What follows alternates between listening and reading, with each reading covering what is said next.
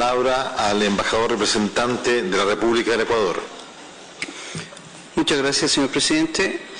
El Ecuador entiende que todo el ahorro de tiempo de las demás delegaciones está libre, por lo tanto, podemos utilizarlo. Las felicitaciones del gobierno ecuatoriano a usted, señor presidente, por la conducción de los trabajos presupuestarios y desde luego al embajador de Canadá que con mucha decisión enfrentó temas difíciles dentro de no solo el manejo técnico presupuestario, sino también administrativo organizacional. Qué importante que se discutan con transparencia, rigor y visión política hemisférica el tema presupuestario y todos los temas en general. Qué importante que estas discusiones no se tomen como temas personales, sino de interés general hemisférico. Qué formidable ubicar a los estados en el lugar que les corresponde, es decir, en la cúspide de la pirámide de esta organización y también como corresponde a la Secretaría General de acuerdo con la Carta.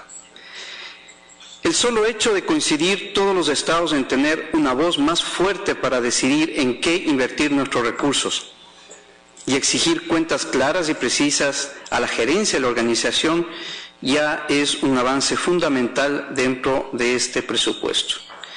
El Estado ecuatoriano se congratula particularmente por coincidir con los 33 estados restantes que se encuentran aquí respecto al cambio estructural necesario para la supervivencia de la OEA.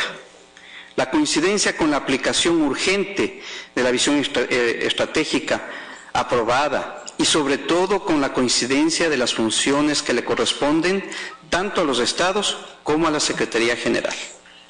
Resaltamos que este año se ha iniciado un cambio cultural en los y las representantes de los estados y exigimos el mismo comportamiento dentro de la organización. Por lo pronto los estados nos hemos empoderado del presupuesto, de las reformas y del bienestar de los y las funcionarias y trabajadores de la OEA. Entendemos que siendo el presupuesto un tema eminentemente técnico y de gestión, todos los rubros deben estar vinculados a las prioridades políticas de la organización, que deben ser únicamente las de los estados que conformamos la OEA. Los estados debemos comprometernos con un mayor financiamiento a la organización, pero para lograrlo debemos garantizar que esos fondos van a ser utilizados únicamente en las prioridades políticas que los estados asignemos, lo que conlleva prioridades sociales de desarrollo humano de todos y cada uno de los pueblos de nuestro hemisferio. Esta resolución avanza en reflejar algunas de esas prioridades de los estados, prioridades políticas y en este sentido, por ejemplo, las reformas a las normas generales que ya constituyen un paso muy importante que hemos dado en estas últimas semanas de negociación. Ecuador es un país respetuoso de los derechos laborales. En ese marco, hemos tratado de que esta resolución nos abra las puertas mediante la reforma de las normas generales para que se garantice y proteja de mejor manera los derechos de los funcionarios de la OEA. Por ello estamos empeñados en la necesidad de contar cada vez más con procesos transparentes de selección y que además hagan posible una real representación geográfica. Debemos encontrar los mecanismos adecuados para garantizar que el artículo 120 de la Carta de la OEA, que estipula que la representación geográfica debe ser tan amplia como sea posible, se cumpla, pero además asignar con equidad de género los puestos directivos y de alta decisión dentro de la organización. Ecuador manifiesta la intención de que la organización tenga algún día como fuente primordial de financiamiento los recursos que entregan los estados al fondo regular. Por ello nos sentimos complacidos que este año se apruebe un presupuesto en el que ya no solo se intenta equilibrar la relación entre fondos específicos y los regulares, sino que se está dando énfasis a los fondos regulares. Por lo pronto trabajaremos con el próximo secretario general para que los fondos específicos sean direccionados pero no condicionados y que sigan fielmente los criterios de transparencia, eficiencia, eficacia y rendición de cuentas. Siendo la aplicación del principio de transparencia fundamental para los estados, independientemente del tipo de fondo que se maneje, es fundamental la decisión tomada por nuestros países respecto a la autonomía, independencia y funciones del auditor interno, es decir, del inspector general. Creo que esto es un avance fundamental que los estados hemos tenido en estos días. Es necesario pensar en transferir fondos para que la prioridad no sea la seguridad, sino el desarrollo integral. Es interesante pensar qué tendríamos hoy en América si los recursos que hemos dedicado en los últimos 40 años a la seguridad los hubiésemos entregado al desarrollo humano, especialmente a educación, conocimiento, ciencia y tecnología de nuestros pueblos y especialmente de los del Caribe y de aquellos que en su momento estuvimos en vías de desarrollo. Por ello, Ecuador llama a los estados a pensar en el impacto real de asignar recursos para el financiamiento de la Junta Interamericana de Defensa y contraponerlos con las necesidades de desarrollo humano, social, económico y el fortalecimiento de la integración hemisférica. Para el Ecuador, eso es una prioridad. Debemos insistir en que todos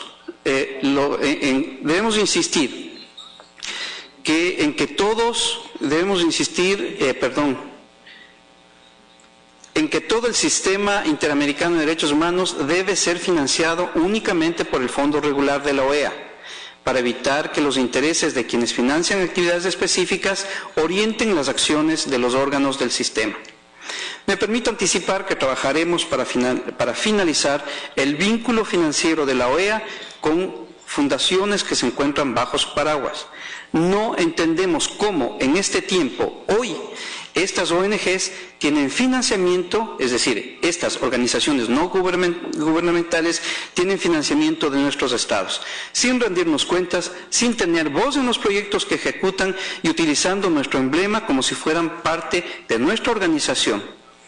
Por lo tanto, dando a entender su vinculación directa con nuestros estados.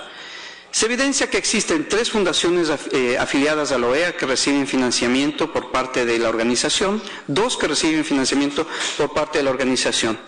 Y estamos hablando de la Fundación para las Américas, Fundación Panamericana para el Desarrollo y Young American Business Trust. Respecto a las 2 primeras, se destaca que ambas mantienen claros nexos con la compañía petrolera Chevron, lo cual para el Estado ecuatoriano es inaceptable.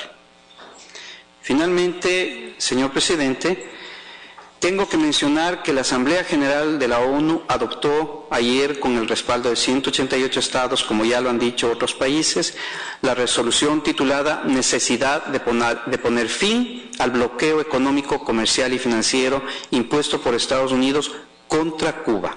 Ese es el título de la resolución. Por 23ª ocasión consecutiva, el principal foro de las Naciones Unidas llama de manera categórica al levantamiento del cerco aplicado a Cuba por Washington por más de medio siglo, con afectaciones económicas estimadas en $1.011.534.000.000 y un daño humano incalculable.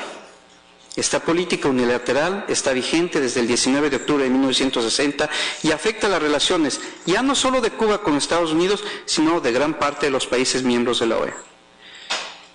El cambio de era exige que Estados Unidos revise esta decisión y recuerde que desde 1992, en que se votó por primera vez la resolución con el apoyo de tan solo 59 estados, en lo político, económico y humano se han producido muchos cambios que tienden a la renovación social, pero que redundan en el aislamiento de Estados Unidos respecto al resto del mundo. El día de ayer estuvo únicamente con su aliado estratégico Israel frente a todos los demás países de este planeta. Ecuador cree que el cambio está cercano y que este país, Estados Unidos, va a modificar su política que, siendo soberana, afecta los derechos humanos de millones de personas. Muchas gracias, señor presidente. Muchas gracias, señor embajador representante del Ecuador. Le ofrezco la palabra al representante de Costa Rica.